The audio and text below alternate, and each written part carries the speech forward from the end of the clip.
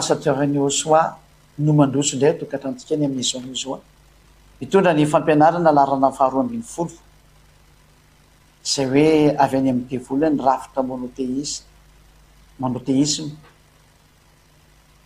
izany no resatsika indray androany mbola avy any amin'ny devoly ihany koa zany aventsika indray zany ny ten'Andriamanitra aloha fa misy teny mena dia aoriana izay tsika hivavaka fa mba mety kely aloha ny vavatsika ity teny ity hoe mpatady dy mihitsy ity ten'Andriamanitra ity aloha hoe Jaona voalohany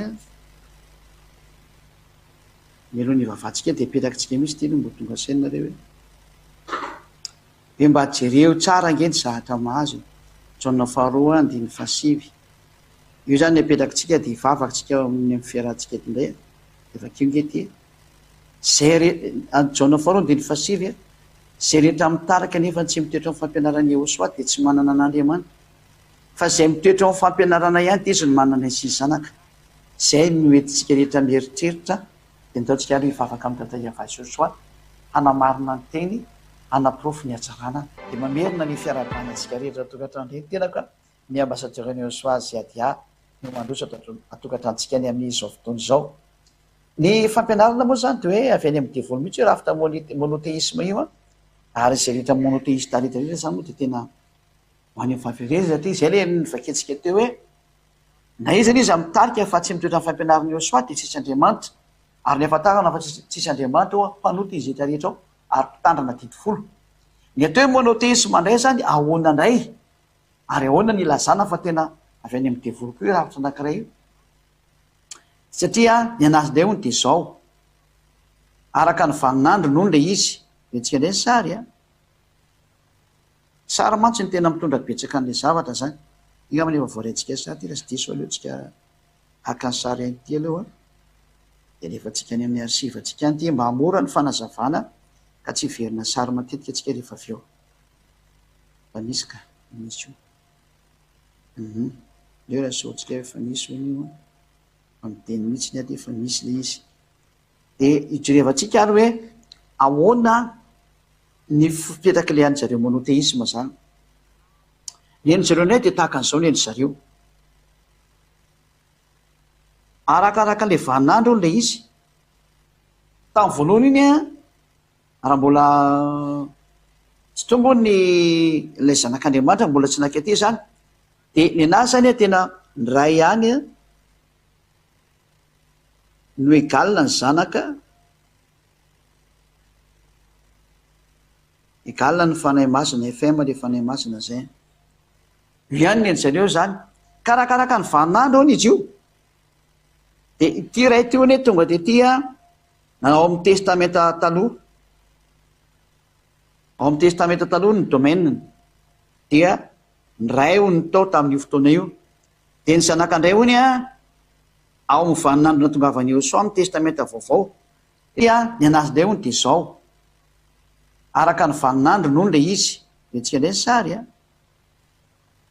sary mantsy ny tena mitondra betsaka an'ilay zavatra zany io amin'ny efa voarantsika sary ty raha sy diso aleontsika haka ny sary any ity aloha dia rehefa tsika any amin'ny arsivantsika any ty mba hamora ny fanazavana ka tsy verina sary matetika atsika rehefa avy eo fa misy ka misy io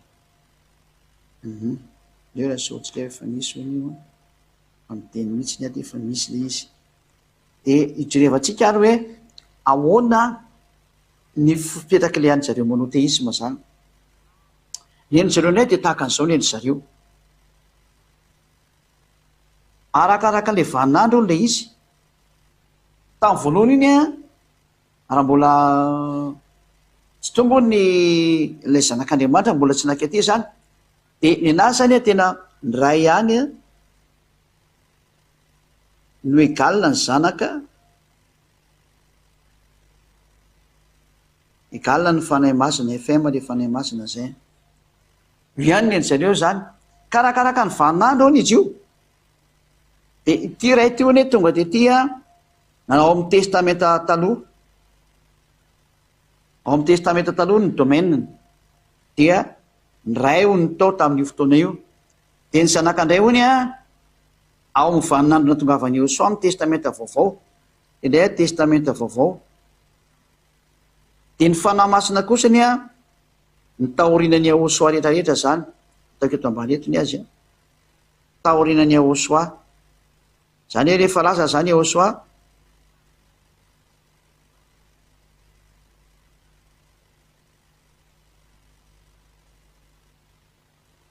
kanetsika moa iahosoa de apetraka iahosoa fa ny zareo moa jesosy ny tena marina fa fampianarany demonia aleo misy ataontsika hoe jesosy satria jesosy nataony zareo taorian'le zanak'andriamanitra fotsiny zany taorian'le zanaka zay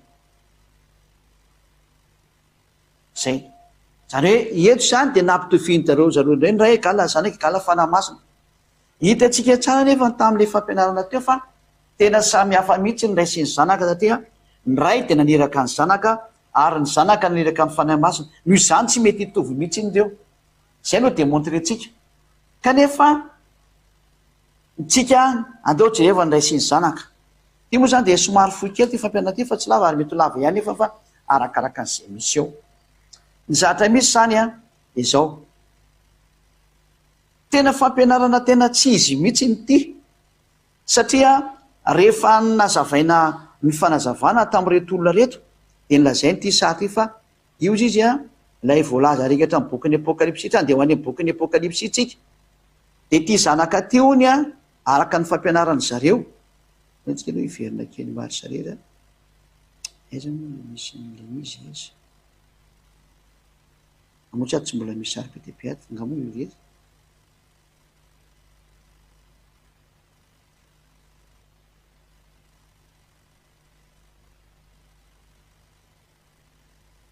tena itirery ny sary eo zany de aleo averitsika ly izy aleo zany averina noratra mihitsy zany e ty aloha ataontsika sary anakiray a de hoe am'zareo ny a ity ray ty o rehefa tonga tany aleo laiko sary ty aloha de to iverinako io zany le fampianarany zareo a hoe ny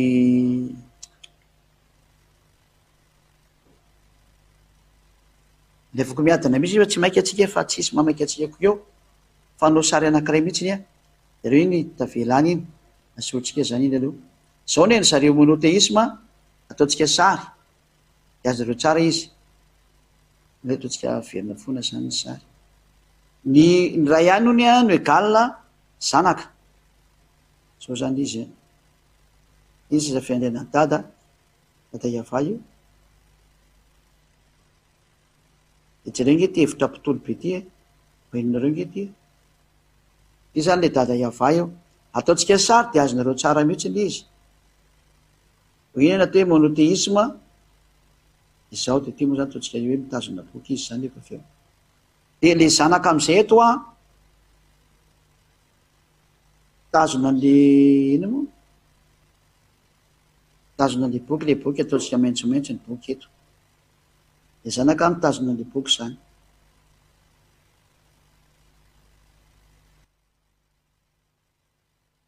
zao de zao ny ataon'le monoteisme hoe satria io mantsy eo efa any amy lanitra ny lanitra ty sary ty aloha so ataontsika hoe ciel des cieux io a ciel des cieux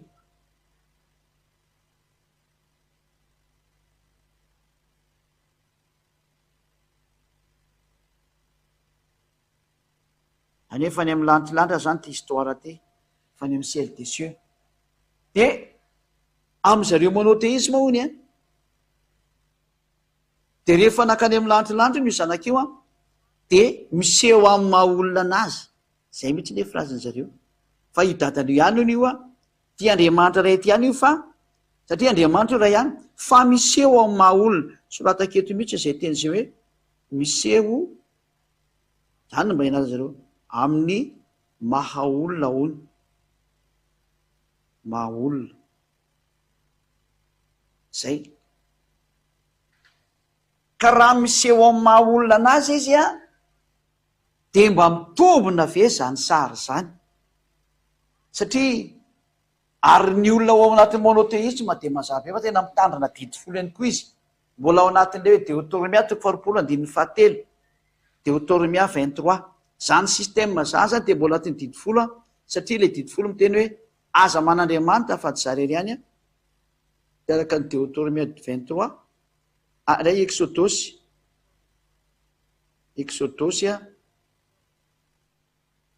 toko faharoapolo andininy fahatelo apetrakantsika tsara araka ny Exodosy 23 zany dia mipetraka mihitsy ny zanony fa tandrana didifolo izy noho ny amin'io sary io satria maninona manery foana izy fa tsy maintsy anakaiky foana Andriamanitra dia vokatry le Exodosy toko faharoapolo andininy fahatelo zany nosoratantsika tsara ty fa diso le soratra Exodosy toko faharoapolo andininy fahatelo tsara nga mandeha WhatsApp eo akisaka re amin'ny droite edy mety tsy voakasika le toko sy andininy ndraiky izy reo akisaka kely eo dia raha amin'izao hevitra zao zany dia milaza zany zareo fa hoe anankiray foana Andriamanitra fa raha ity olona ny seho ty hono zay tany amin'ny lanitry dia amin'ny maha-olona anazy io fa Andriamanitra ihany io ray foana hono zany io Andriamanitra io ny tianjareo apetraka dia apetrakatsika kely tsara moa zany zay teny zay hoe amin'izareo zany raha io Andriamanitra io fa miseho amin'ny endriny samy hafa fotsiny eto moa zany tsika tsy miditra amin'le fanamasina satria ato raha dia efa manana problème hoe ray foana hono io Andriamanitra hono dia ray ihany zay amin'ny Andriamanitra ray anazy dia izy ihany hono nidina taty rehefa tamin'ny voalohany dia iny zanakiny ihany hono ny ray ihany koa rehefa avy eo dia iny zanakiny ihany koa ny fanahy masina rehefa avy eo dia zany hoe ny fanahy masina ihany ny egalany ray tena zava-doza mihitsy satria mandika an'le lalàna nampianarantsika tao amin'ny fampianarana larana faraika ambin'ny folo iny tena nandika mihitsy ny an'le fampianarana larana faraika ambin'ny folo mihitsy le izy zay milaza fa ny ray dia naniraka ny zanaka ary ny zanaka naniraka ny fanahy masina ka nahoana moa zany no hitovy izy ireo dia efa lalana tsy marina mihitsy fa ity resaka any amin'ny hoe rehefa tany amin'ny lanitry ny lanitra ty dia lazaina fa hoe anankiray ihany io satria amin'ny maha-olona anazy no nisehony teo satria hitantsika mihitsy fa tena olona io zanak'Andriamanitra io hoe hita hoe io ny zanak'olona io ny zanak'ondry dia satria moko le zanak'ondry olona zay le izy ny zanak'ondry dia tena olona mihitsy izy satria amin'ny mahazanak'ondry azy dia izy le nivonoana dia zay mahazanak'ondry anazy io natao fanatitra eo rahatrehan'ny dada Iava izy dia natao zay na hoe mahatonga ny zanak'ondry fa io zanak'ondry io nefa dia tsy inona fa olona zay azaviana tsara amintsika angamana zay hoe io ihany ny atao hoe zanak'ondry ary io ihany ny atao hoe zanak'olona zany ka io Yahosoa io mihitsy io mihitsy ny atao hoe olona tena olona mihitsy izy io zany ka raha milaza ianao fa Andriamanitra io fa angamo moa Andriamanitra lasa olona indray eo avaka atsika tena Andriamanitra zay hijerikena zay mihitsy kely aloha dia ikaraka kely an'izay vitivity atsika aloha ato amin'ny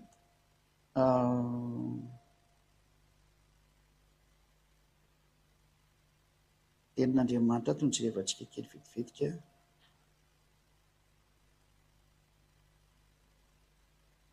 somary miandriany kely tsika zay afaka mijereva hatrany tsika direct any amin'ny écran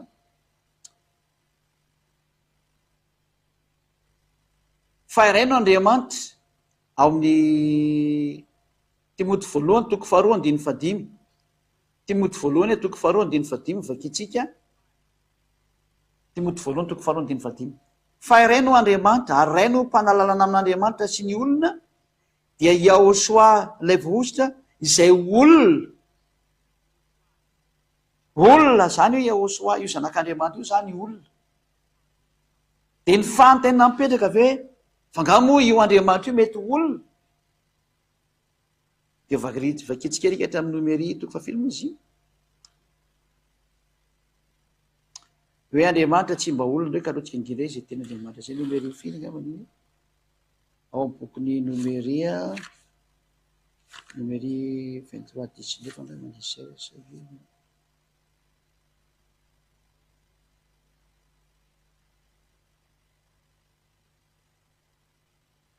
Numéri 23:19 vaketsika inge tena Andriamanitra numéri 23:19 hijerevanareo mihitsy ny hoe ahoana moa mampitombina an'ity sary ity numéri 23:19 lalàna ato miteny Andriamanitra tsy mba olona nefa ny ahoana zany izy lasa olona lasa olona dia hoe io ihany ny Andriamanitra ray numéri 23:19 vaketsika aminarany Yosoa numéri 23:19 Andriamanitra tsy mba olona ka handainga na zanak'olombelona ka hanenina nefa ny Yosoa dia tena zanak'olombelona mihitsy naterak'olombelona izy zanaka ny Mariasy Yosefa izy tena izy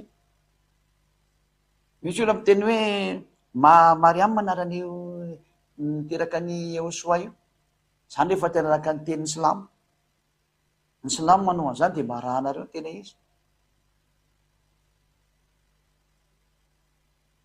Tena mba mieritrereta ataontsika tena misy zatra tena tsy azoko mihitsy zany amin'ilay olona milaza fampanaradian'io Andriamanitra marina Jesoa. Nefa ny anarana fototra marina. Zany inge jereo anatin'ny Baiboly Katolika Romanina izay anisan'ny hoe original tamin'ny soratra masina io izy. Fa Mariangy iny soratany ao.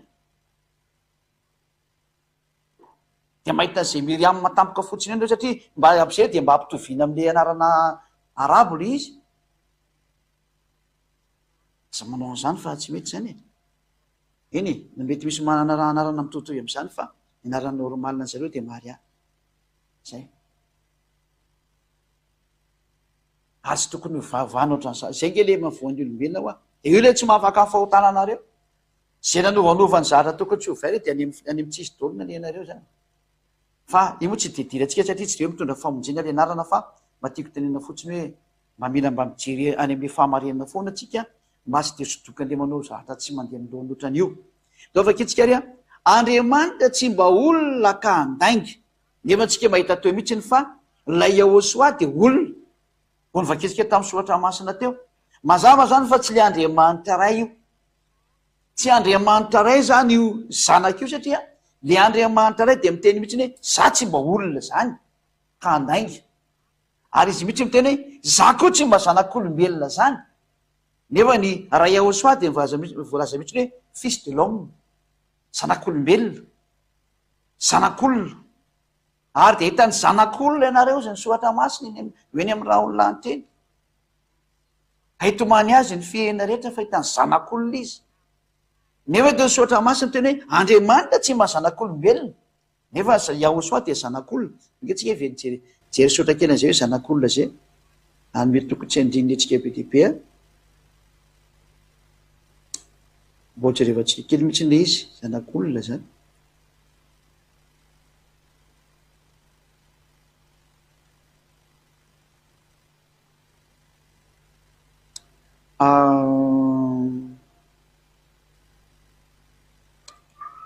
Ingeny jerevantsika anazy tena mitombona tsara mihitsy.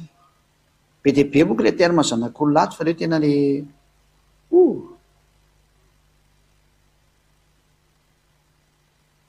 mijanona miandry kely mihitsy aloha tsika fa hijery ilay zanak'olona mihitsy.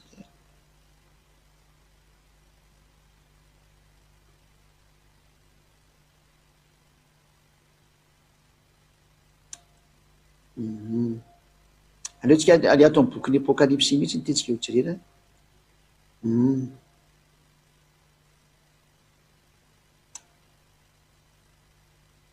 Apokalipsy 14:14.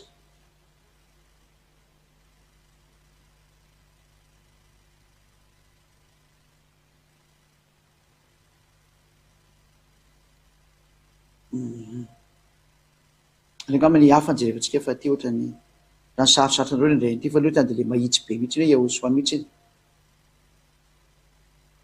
Ty le hoe Yehosoa le zanak'ondry a, hitantsika iny fa le zanak'olona mihitsiny a. Apokalipsy 1:13 io no tiako jerevana amintsika. Apokalipsy 1:13 le zanak'olona zany hitantsika rehetra mihitsiny izy zay. Ary teo voan'ny fanaovan-jiro dia nisy anakaiky tahaka ny zanak'olona ny akanjo lava hatrany an-tongony sady ny fisikinany mbolamena teo an-tratrany. Io le tiako tenena amintsika io. Io le teo hoe Yehosoa io. Dia doka jerevantsika an'ilay izy. Apokalipsy 1:13 ty a. Hitanareo tsara fa Yehosoa io tenena io. Io jerevantsika mihitsy ny tohiny. Apokalipsy 1:13 io a le 1:13 teo a dia hidira amin'ny 14 tsika.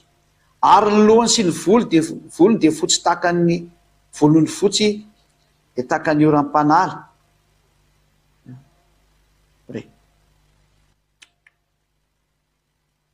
Afetsy mandeha.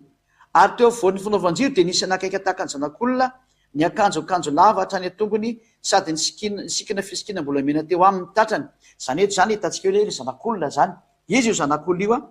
Ary ny lohany sy ny volony dia fotsy tahaka ny volony fotsy dia tahaka ny oram-panala. Ary ny masony tahaka ny lelafo. Ary ny tongony tahaka ny varana manganohano ohatran'ilay voadia teo amin'ny fanendrehana iny. Ary ny fento ny firondroan'ny rano be. ary ny tanakitana fiteny any tany akavanana izy, ary nisy sabatra maranitra roa lela nivoaka avy teo ambavany, ary ny tareny dia tahaka ny masoandro mirapehitra amin'ny heriny. Ary raha nahita azy aho dia lavo tahaka ny maty teo anoloan'ny tongony, zay dia atehatra amin'ny fa izy nanendreha tamin'ny tany akavanana ka na hoe aza matahotra. Izao ny voalohany sy farany. 20 la efa velona dia ilay velona efa maty aho nefa indro velona mandrakizay. Eto zany le zanak'olona dia miteny hoe zay efa maty. Kazy nisy Andriamanitra maty nefany. Io Andriamanitra raha io dia tsy mety maty mihitsy, ary tsy mety ho zanak'olona mihitsy izy. Feto moa zany resatsika ero dia le hoe ilay zanak'olona dia Yahosoa, nefa eto misoratra masary amin'ny bokyny Nomere 7:20 teo milaza hoe Andriamanitra tsy mba olona. Zay aloha anankiray. Dia ne soratra masina hoe io Yahosoa io dia zanak'olona, hitantsika eto amin'ny Apokalipsa 2:17-20 ty. Nefa nisy soratra masina hitantsika Nomere 13:23 teo hoe Andriamanitra tsy mba zanak'olombelona ka anenina. Efa teny mifanipaka sady zany zay milaza hoe tsy olona io Andriamanitra io, nefa ilay Yahosoa olona.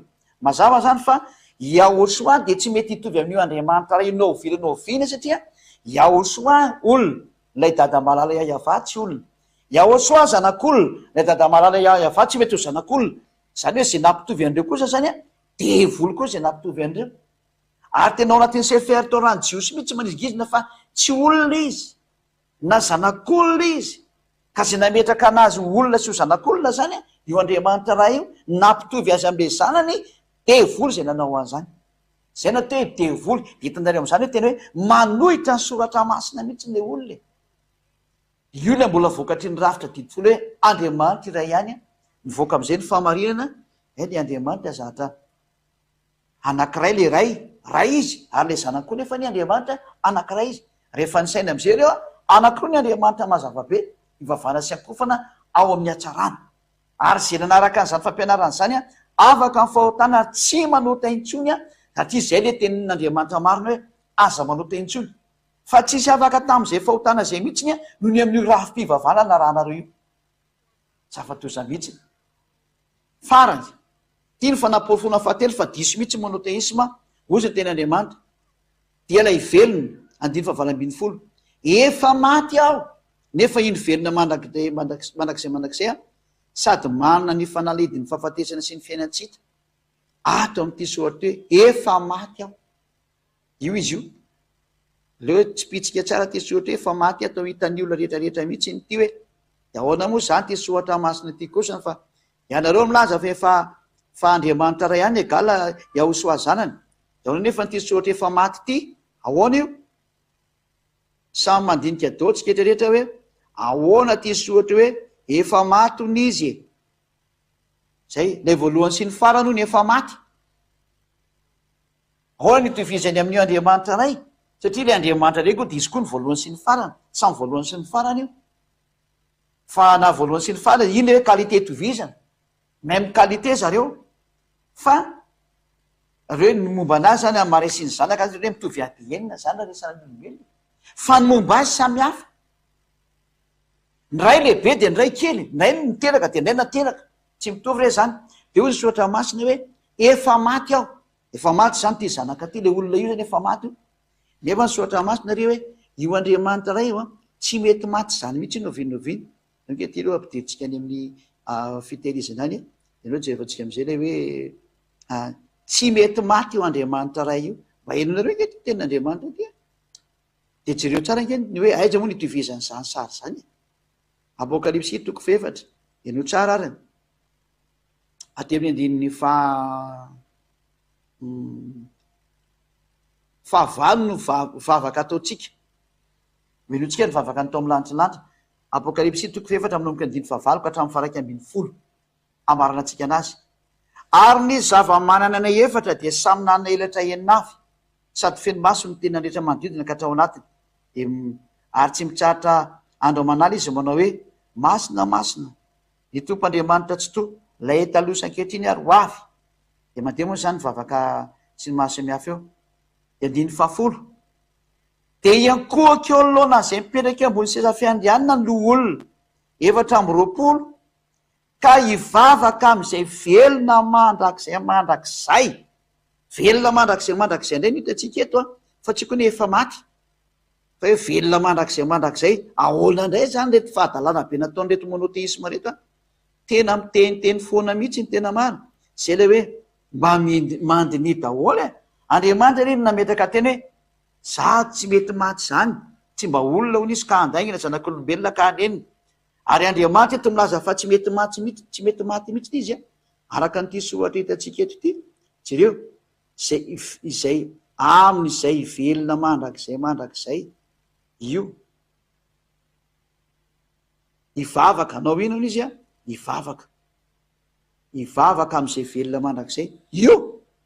Lay Andriamanitra ray zany zay mipetraka eo ambony seza fiandrianana, de velona mandrakizay tsy mety maty ny dikany zany.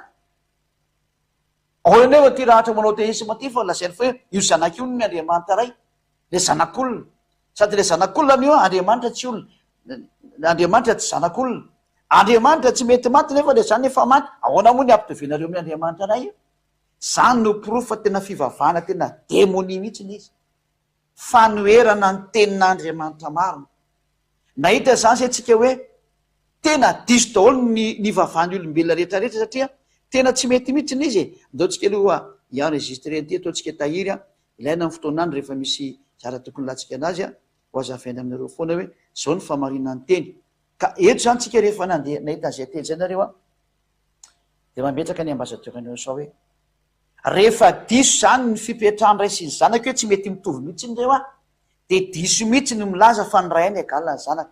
Fampianarana démonie mihitsy zany zay zavatra zay. Fampianarana démonie mihitsy zay. Tena tsy izy mihitsy. Ary raha mihitsy ndray miteny hoe ny ray ny agala zanaka agala fanahy masina. Ko ny ray sy ny zanaka raha tsy mitoko va maika ve ny fanahy masina ny tena izy. Ngetrika de tokony efa tonga saina e. Ary tsy misy fanahy masina ny vavahana zanaka tany amin'ny lanitra lanitra tany. Iny zao lalàna hoe Andriamanitra ihany ny vavao. Hitantsika zao zay tany amin'ny bokyny aiza moa le izy? Tao amin'ny bokyny Apokalipsy. Vakitsika iny ty bokyny Apokalipsy toko fa 12 andininy fahasivy ty. Apokalipsy toko fa 12 andininy fahasivy. Vakitsika eo amin'ny anarany Jehosoa. Apokalipsy 22:9. De izy tamiko, tandremo aza manao an'izao, fa mpanompo namanao ihany eo sady namampamina ny rahalanao sy zay mitandrina teny amin'ity boky ity. Andriamanitra ihany ny vavao. Raha Andriamanitra zany ny fanahy masina araka ny teneny reto monoteisme reto hoe io ihany koa lasa Andriamanitra ray rehefa avy eo. Nanino izy nita tao amin'ny lanitra lanitra koa tamin'io sary io? Amin'ny mahinana anazy indray zany. Ary raha Andriamanitra io fanahy masina io a, tokony vavahana teo eo. Nefa antsika mahita fa rehefa nivavaka ny tao amin'ny lanitra lanitra amin'ny Apokalipsy toko 4 de tsy nisy vavaka narefa tany amin'izareo mihitsy na ny kely azany. Sady nefa ny hoe Andriamanitra ny vavao. Nge vakitsika ny Apokalipsy toko 4 eo amin'ny andininy fahavalo sy ny fahasivy. Nanahoana ny vavaka nandeha tato. Nefa le fanahy masina hita teo a, neo vakitsika le fanahy masina hita teo zay. Zay. Apokalipsy 4:5. Ary nisy elatra azy feo ary kotrokorona nivoaka avy tamin'ny seza fiandrianana. Io zany ny hoe ny hery sy ny fahefandaday avamo zany rehefa tena miseho de tena force. Zay, rehefa tonga anareo ditanareo daholo zany. Ary nisy jiro fito mirehitra teo anoloana seza fiandrianana de fanahy fiton'Andriamanitra. Le jiro fito ary eo anoloana seza fiandrianana. Hita mivandravandra be eo. Ko maninona tsy ny vavahana le fanahy fiton'Andriamanitra? Maninona tsy ny vavahana? Tsy ny vavahana izy satria Andriamanitra ihany ny vavahana. Zay le lalàna ny vakitsika teo hoe Andriamanitra ny vavao. Matoa zany a, tsy ny vavahana ny fanahy fiton'Andriamanitra, tsy Andriamanitra ne zany io e. Avetsika amin'izay ary ny sary eo anatin'ny tableau hoe de nanaonao foana mihitsy nge ny olona ny tena izy amin'izao efitra mitranga rehetrarehetra amin'ity tany ity zao e. Nge vakitsika amin'izay le sary. Avetsika amin'izay ny sary ny tiako tenenina zany. Tia avetsika zany le seza fiandrian'Andriamanitra. Io any seza fiandrian'Andriamanitra io a. Satria efa hita tany amin'ny lanitra amin'izay ty sary hitantsika ty a.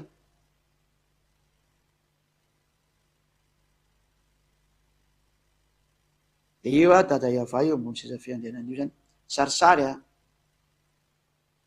Izy moa tsy anao zany fa ziady a mampianatra de voatery tsy maintsy manao an'izao a ho azonareo.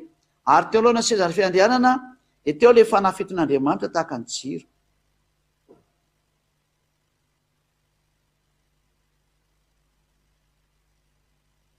reo ny fanahy fiton'andriamanitra F7 zany, F7 fa tsy F16 ohatra fanganareo amin'ny zavatra hafana.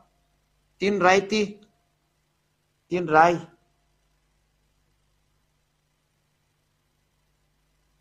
Raha ohatra ka Andriamanitra ny fanahy fiton'andriamanitra, maninona tsy nivavaka teo ny lolo 4 le nivakitsika teo? Tokony nivavaka teo ny lolo 4 sy ny zava-manana 4 fa nefa tsy kenety fa tsy nivavahana zareo. Mazava zany tsy Andriamanitra ivavahana io. Ce n'est pas Dieu là, zany hoe ce ne sont tsy ao anatin'ny klasin'Andriamanitra izy zany. Dieu qui veut étant des non. Barrage non, tsy Andriamanitra ny fanahy fiton'Andriamanitra. Fa rehefa hitsangana kosa ny Yehosoa avy any, ity ndray Yehosoa ty miaraka tamin'le boky nitazominy teo am-pelantanany dia nivavaka tamin'izay ny teo amin'ny lanitry ny lanitra, dia nivavahana reo Andriamanitra anankiroa mazava-be zao reto no nivavahana, ity dada Yahva ty no nivavahana, ty zany nivavahana ray ary iny lehibe, dia ty zany nivavahana koa faharoa, io ataoko fresy maitsomaitso io ny faharoa 2. Reo no nivavahana, reo ainsi de reo nivavahana, fa ny fanahy masina tany ataotsika barazy be mihitsy ny hoe non, tsy hivavahana ny fanahy masina araka ny apokalypsa 4 vo nivakitsika teo ndreo vakitsika am'izay izy lolo ty iny resika sary ty mba hitanareo tsara fa tsy hivavahana zany ny fanahy fiton'Andriamanitra. Alefantsika sary mahitsy tsara sy mazava tsara.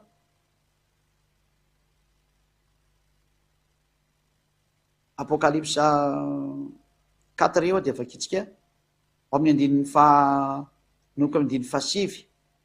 Satria hitantsika teo le sarin'ny fanahy masina zany efa alohan'ny seza fiandianana, dia eneo ny atrato hoe ao amin'ny andininy 9 no miainga le fivavahan'ny lolo 4 sy ny zava-manana 4 no mandeha voalohany, ary ny zava-manana 4 dia samy nanana elatra eninavy sady feno maso ny tenany rehetra manodidina ka hatrao anatiny, ary tsy mitsahatra andro manala izy manao hoe masina masina ny tompoandriamanitra tsy to. Any amin'le tsy to zany miandefasan'le teny lay taloha sankehitriny ary ho avy, zay le fandehanan'le teny lay tsy to. Dia ahoana le izy ao amin'ny 7, ary raha ny zava-mananaina manome voninahitra sy aja ary fisaorana ho an'le mipetraka eo ambony seza fiandrianana, dia izay velona mandrakizay vetsika indray zany sary izy nanomezana le vavako ny teo dia mazava-be fa ilay mipetraka eo ambony seza fiandrianana hitantsika io mihitsy no mandeha io le numéro 1 io no mahazo an'le vavaka io, ty no mahazo an'le vavaka io no asiko maitsomaitso io le nahazo an'le vavaka io. Fa le fanahy fiton'Andriamanitra io menamena io tsy nandehanana an'le vavaka, tsy Andriamanitra izy nidika an'izay satria lalàna miteny hoe ny Andriamanitra dia hivavahana, tahaka ny Yehosoa zao nivavahana Andriamanitra izy, fa io fanahy fito io tsy nivavahana io. Ahoana moa izy klasinareo Andriamanitra? Karazanareo fa hoe Andriamanitra ray ihany le gala fanahy masina satria hidiny nankety izy, zay le hoe tratra le hoe ao anatin'ny didy folo daholo. Ny fivavahana tritarisme sy ny monoteisme rehetrarehetra zareo miteny hoe ny ray any gala ny fanahy masina gala ny zanaka, fivavahana ny démonie daholo reo, mampifotopototra ny eo amin'ny lanitra mihitsy ny reo olona reo, ary manambany an'le avo indrindra reo fivavahana reo, mpanambany an'ny avo indrindra. Zavaboary no no klasena tao mitovy aminy, sady manambany manevateva manao tsinitsinina n'le avo indrindra, fivavahana mpanambany an'le tena mpamorony reo. Za tena mitenanareo olombelona zay mandrea miala tao, tena fotom-pampianarana avy any amin'ny démonie daholo izy satria tena mampifotopototra an'io Andriamanitra ray mihitsy. Zavaboary ny fedy ataonao ekivala aminy azy, tena zavatra tsy izy mihitsy zany, satria ny sary dia hitantsika eo amin'ny lanitra moa io sary io zao le apokalypsa 5 io apokalypsa 4-5 zao ty hitantsika eto ty, eo soratako mihitsy ty apokalypsa 4 io 4 io dia ny 5 io sary hitantsika io hoe zao ny sary tao amin'ny apokalypsa 4-5 zao. Dia ahoana moa nefa ianao ohatran'ny dia mivavaka amin'io fanahy masina io fotsiny zao lazainao fa io ny Andriamanitra misorany le dadany, nefa ny zareo hita tsara tao amin'ny lantilanitra tao amin'ny bokiny ino moa tao amin'ny boky farana ary ekatra amin'ny bokiny apokalipsy efa ny amin'ny lantilanitra io sary io tsy ndriko tsara efa ny amin'ny lantilanitra no nahitana fa miavaka ny ray miavaka ny zanaka miavaka ny fanahy masina ary ny Andriamanitra ray zay mipetraka eo ambony seza fiandrianana irery no nahazo zay mipetraka eo ambony seza fiandrianana irery any no nahazo ny vavaka tamin'ny voalohany ary ilay zanaka izay mitsangana eo akaikiny ka mitazona an'ilay boky indray nahazo ny vavaka faharoa miavaka tsara mihitsy amin'ny saraka tsara reo fa le fanahy masina teo alohana seza fiandrianana kosana tsy ny andehana ny vavaka mihitsy ny andrea mandeazana deo raha vaketsika ray zay teny zay tsy maintsy vaketsika zay teny zay ho voninahitra dada Iavasy Joshua ao amin'ny andinin'ny fahafolo am'izay dia nkoaka eo alohana zay mipetraka eo ambony seza fiandrianana ny lolo 420 zay tena mahazava be impresi mihitsy ny vavaka hoe enkoaka eo anoloana zay mipetraka eo ambony seza fiandrianana ny lolo 420 ka ivavaka am'izay velona mandrakizay dia nipiny satroboninahitra eo anoloana seza fiandrianana ka anao hoe eto zany le sary edefatsika io izy io le mipetraka eo ambony seza fotsifotsy io nandeha nan'le vavaka fa tsy nandeha tamin'ity jiro menamena eo ambany ity précis tsara mihitsy le vavaka eo amin'ilay mipetraka eo ambony seza fiandrianana tany le vavaka iny tao amin'ny lantilanitra nandeha fa le devoly tety ambony tany miara-miasa amin'ny devoly kosany ny vavaka tamin'le fanahy masina fanahy fiton'Andriamanitra io nalefa nytaony azy ny vavakany zareo rery ny nanondrana fa ny tao amin'ny lantilanitra nefany nanao ny sitrapon'Andriamanitra nefa aloha zay tean'Andriamanitra hoe ho ataony ny sitraponao ety tany tahaka ny eo amin'ny lantilanitra ny eo amin'ny lantilanitra tsy izy mivavaka tamin'ny fanahy masina le olombelona daladala rehetra mivavaka tamin'ny fanahy masina tena dala mihitsy dao vaketsika eo zay tenin'Andriamanitra zay mbola vetsika eo le Matio 7 fa alohatsika aloha jery ty amin'ny Matio kely hoe ny sitrapon'Andriamanitra ne de tokony atao any aiza misy teo atao ny sitraponao ety tany taka ny eny an-danitra aiza misy anindraka izy rege mba jerevantsika mba jereva io izy teny zay atao ny sitraponao amin'le vavaka nampianariny Joshua io hoe rainay zay ny an-danitra atao ny sitraponao ety tany taka ny an-danitra izy izy nareo koa nerakitsy da oha jerevantsika kely ny vavaka nampianariny Joshua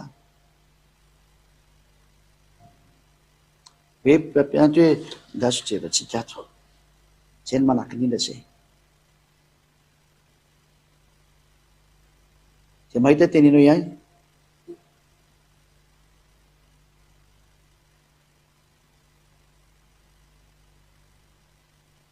hita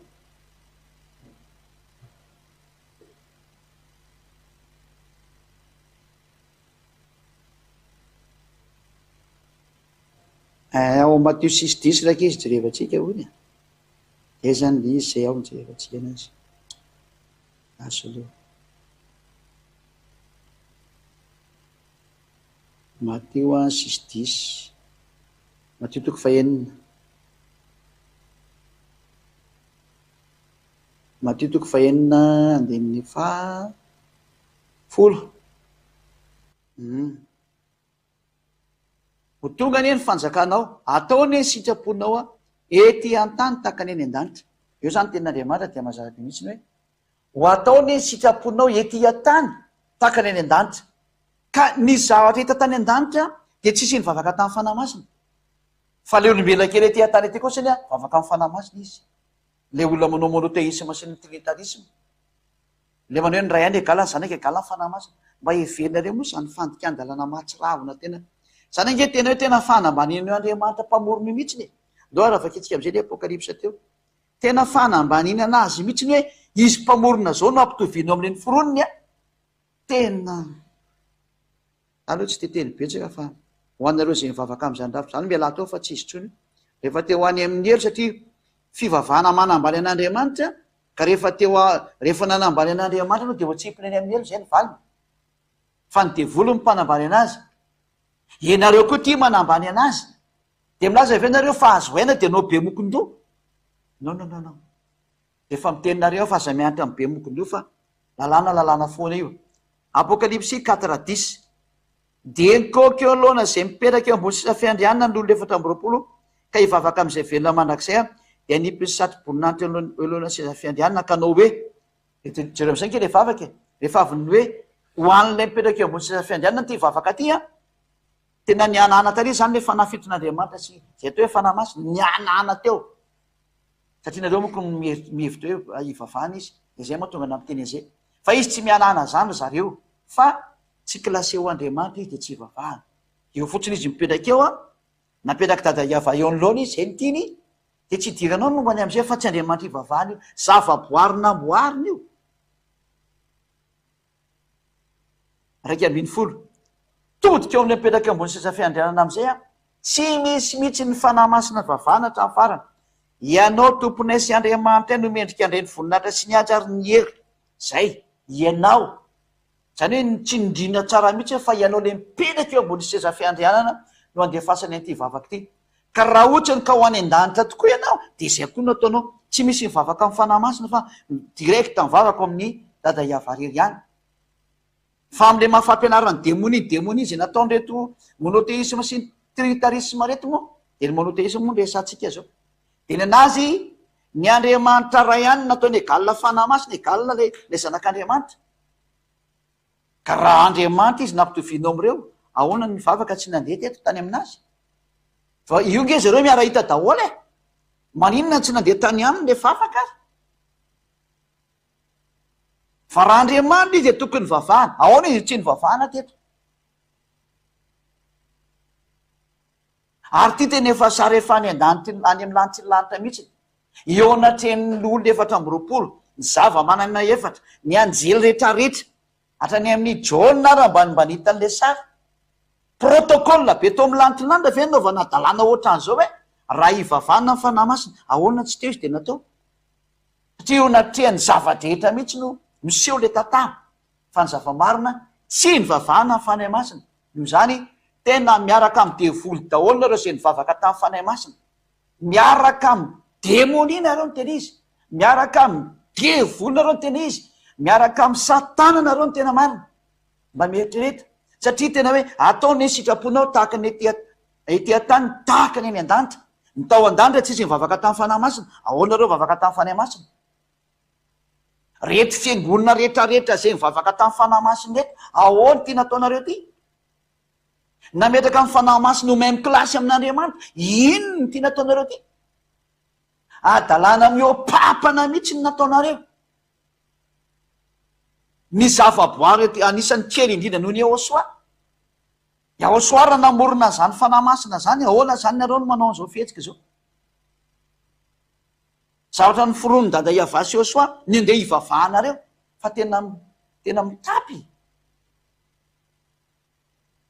mieritrereta ny tena marina dia efa keny hoe ianao ny tomponay sy Andriamanitra no miendrika andray ny voninahitra sy ny haja ary ny hery fa ianao no nahary ny zavatra rehetra ary no sitraponao no nanisy azy tena tsisy nidiran'ny fanahy masina ambany vavahana mihitsy satria tapitra treo ny resaka dada Iava sy Yahosoa miditra amin'ny resaka Yahosoa amin'izay eo rinany zatra efa nisy tao amin'ny lanitra ny lanitra mihitsy efa vita ny famonjena efa niakatra nakany amin'ny lanitra ny lanitra io zanak'Andriamanitra Yahosoa io rehefa jerevana amin'izay ny sary tao amin'ny lanitra ny lanitra le tao amin'ny andro ny tompo zany hoe fanomezam-boninahitra ny Yahosoa moa tsy hovanin'andro io fanomezam-boninahitra ny Yahosoa napetraka tamin'ny fomba ofisialy izy fa Andriamanitra hivavahana sy ankovana ary nomena fahefana amin'ny zava-boary rehetrarehetra amin'izay natao ofisialy amin'izay le izy dia izao ny zatra hita tamin'izany fotoana goavana be zany tao amin'ny lanitra ny lanitra mihitsiny tamin'izao vaninandrotsika zao satria efa niakatra ny amin'ny lanitra ny lanitra Yahosoa dia ny zavatra nisy tao amin'izay no hitatsika sy ny vavahana ny fanahy masina tsy nanao an'izany tamin'ny fanahy masina ny mponina tao amin'ny lanitra ny lanitra rehetra hoe nivavaka tamin'ny fanahy masina non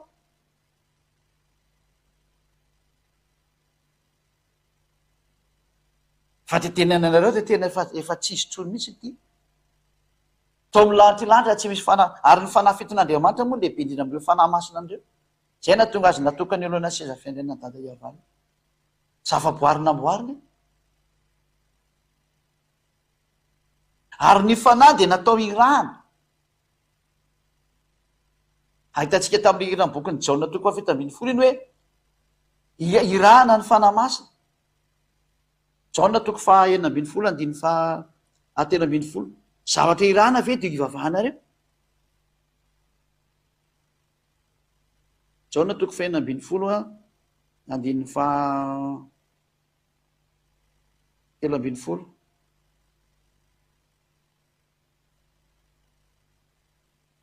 Lovaka itsika manoko andiny fahafito fa tsy tafiditra le izy. Zay. Jaona 16:7 fa izao milaza marina anareo fa mahatsara anareo ny fialako. Fa raha tsy miala aho dia tsy ho avy aminareo ny mpanahitra. Fa raha mandeha kosa aho dia irahako aty aminareo izy. Jereo tsara io ny rahana io. Irahako aty aminareo izy io. Irahako aty aminareo izy. Aleolay tsika tsindry-peo tsara mihitsiny ihany ny mampalaky an'ity sary ity dia hitanareo tsara amin'izay mijery tele rehetra. Satria moa dia efa tele zao no malaza ny fijerevana ity fampianarana ity nao amin'ny internet no amin'ny zavatra hafa zany. Dia efa kio tsara ty. Jereo tsara ty. Irahako ny fanahy masina dia ny mpananatra. Zay. Irahana zany le mpananatra zany. Ka le mpananatra moa tsina fa le fanahy masina dikan'izay. Io le hiaraka amin'ny olona, le hilatsaka amin'ny olona, dia ho hita sy ho rezy. Ka raha ny rany izy zany rehefa ny rana ny fanahy masina dia ny mpaniraka lehibe noho izay maniraka, ny mpaniraka lehibe noho izay ny rana. Ka izay no mahatonga ny hoe zatra kely izy zany fanahy masina zany ny fanafetin'Andriamanitra. Tsy vavahana zany.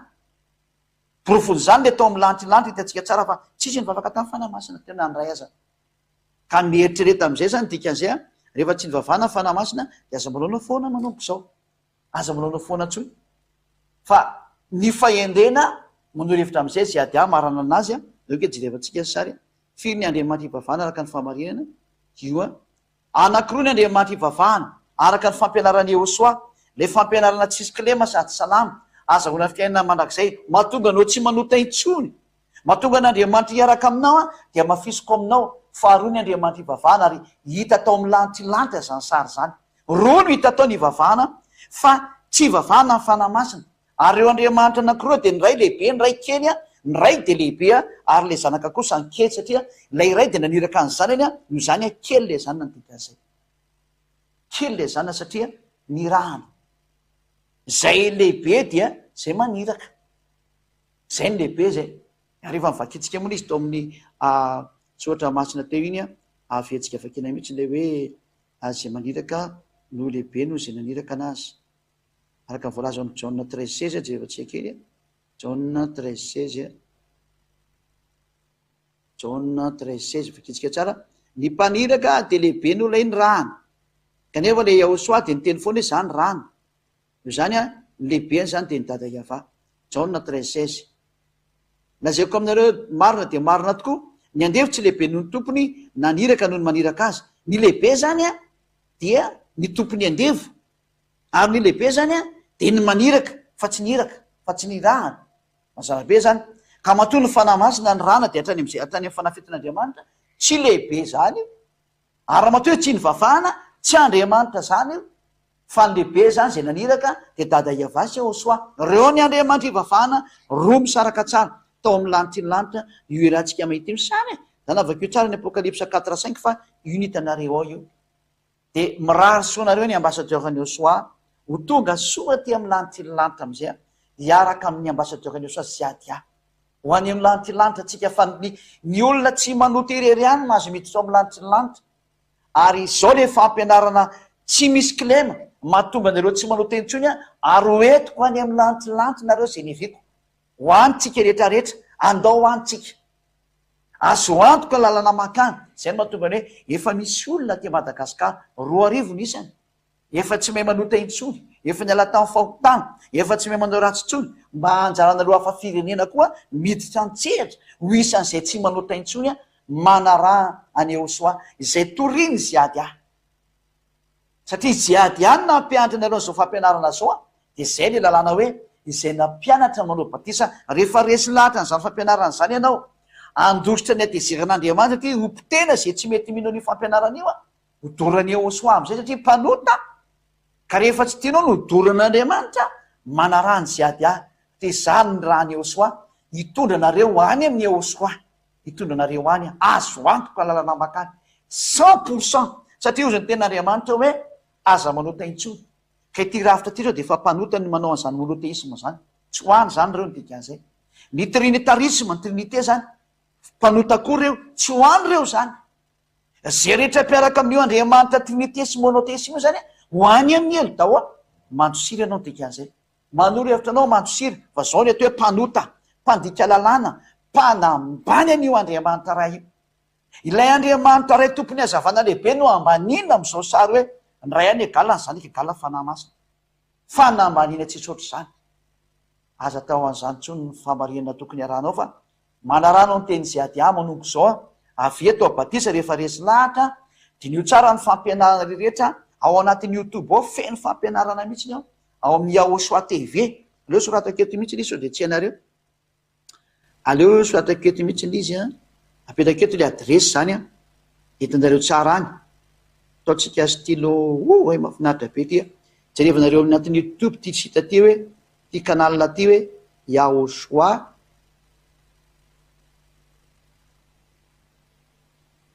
TV zao, io ny jerevanareo dia ny WhatsApp zany io WhatsApp io kosiny ho an'izay resy lahatra rehetra dia manoratra ty aminay aty satria direct maka ty aminay io plus 261 ho an'izay resy lahatra any ampitan-dranomasina indrindrandrindra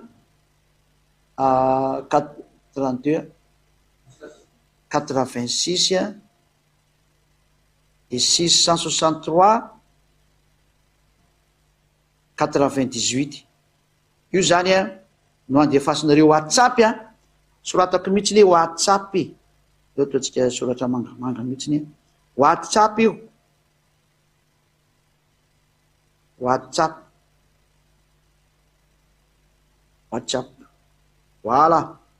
Manoratra amin'io nareo na mitady an'io adresy nareo ty zany YouTube ty Yahosoa TV ty YouTube ty tande miclipke YouTube fotsiny nareo dia tsy andetsaky avo ty hoe ao amin'ny YouTube ty dia mifandray direct amin'izay ady nareo ty zamony mampianatra nareo ty mifandray amiko direct nareo amin'io dia hitanareo daholo ny fampianarana zay tsy azonareo amin'izay mbola isy fotoantsika hanao émission direct dia afaka mametraka fanontaniana amiko daholo nareo ny ampitan-dranomasina any. Fotsiny ataovy amin'ny teny anglisy na teny frantsay dia teny sinoa zay aloha mbola valable eto amintsika eto dia ny teny malagasy moa zany malagasy rehetra afaka mifandray amiko daholo nareo.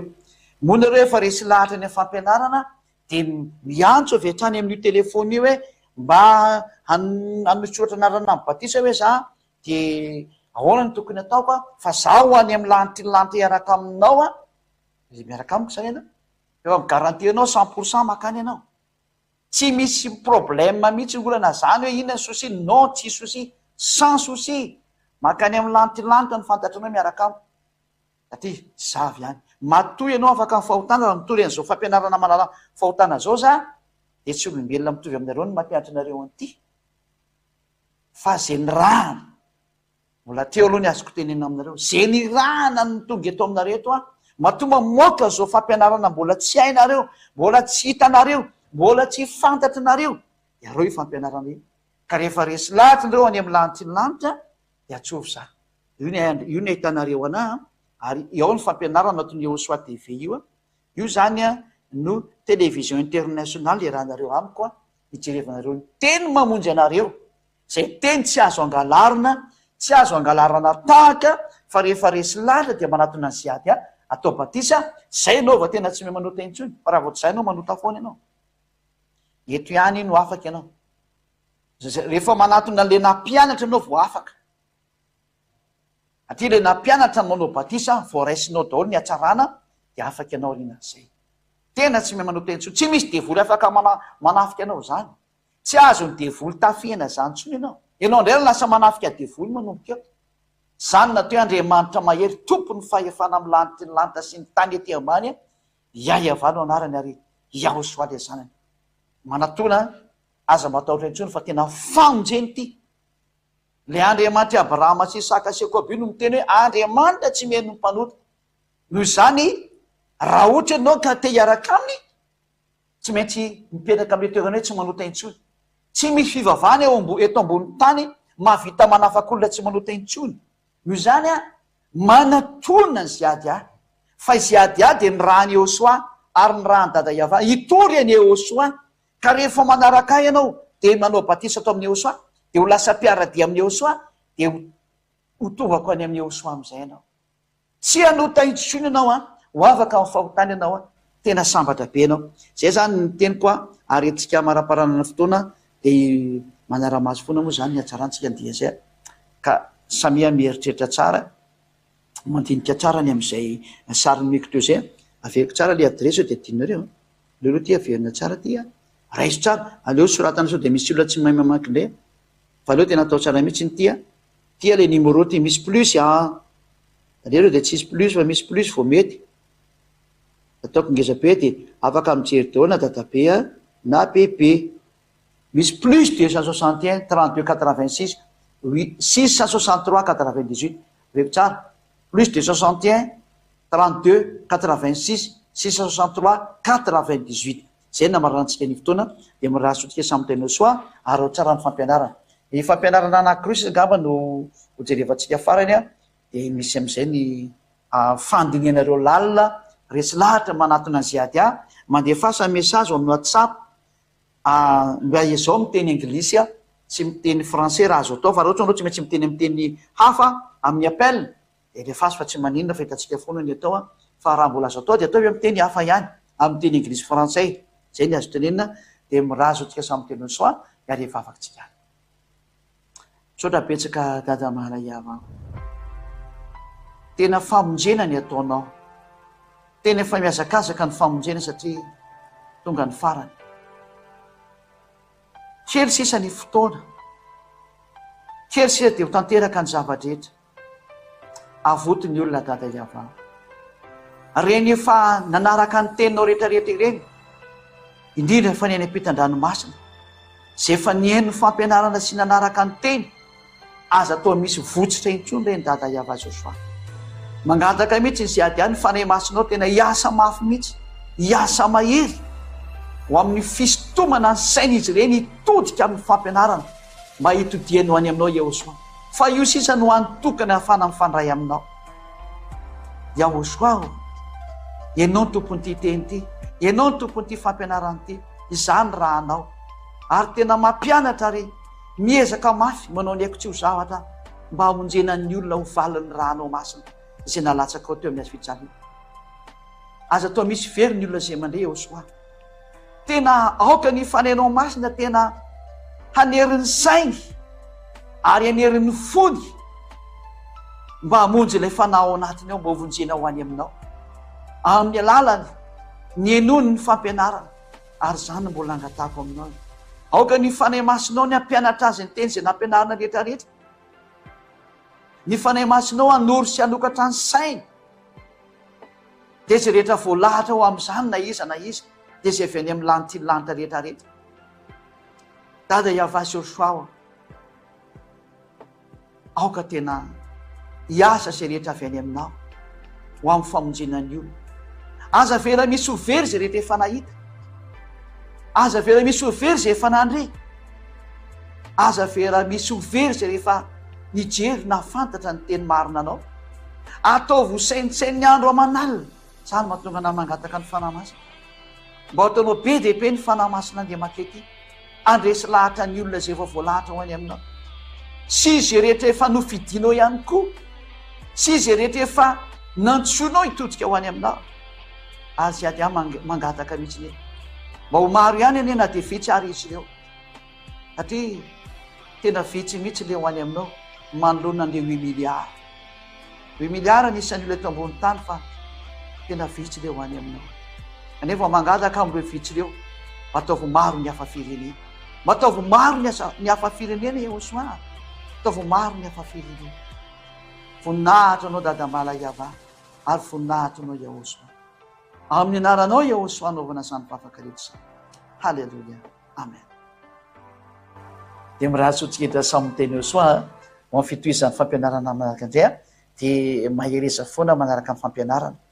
aza tiany mihitsiny a ny mijery ny fampianarana io a manaraka an'io foana efa ao anatin'ny youtube ao ny fampianarana reo ny ampitan-dranomasina jereva ao anatin'ny vidéo ao anatin'ny Yahosoa TV tena jereva ao ary misy teny frantsay teny anglisy ao ary efa misy toromaty omena ny hafa firenena koa hoe mba arao le sita misy sita rahanareo kosany ao ao amin'ny hafa firenena misy sita rahanareo nega mameko kely anaran'le sita aloha ho soratako eto koa dia am'izay zany hitanareo tsara hoe sy ady amy mihitsy nanoratra ny lisy ka ho jerevako am'izay ty naran'le sita na natape fotsiny RTV Yahosoa R io T et V ka ny sita moa tsy majuscule fa minuscule reo zao Yahosoa de .com io ny sita nakaiky jerevanareo RTV Yahosoa.com de tonga any amin'ny sitinareo de afaka mijery zavatra be dia be tsara mihitsy ny ao na amin'ny teny maro samihafa renareo daholo de misy sita nakaiky koa ny ao RTV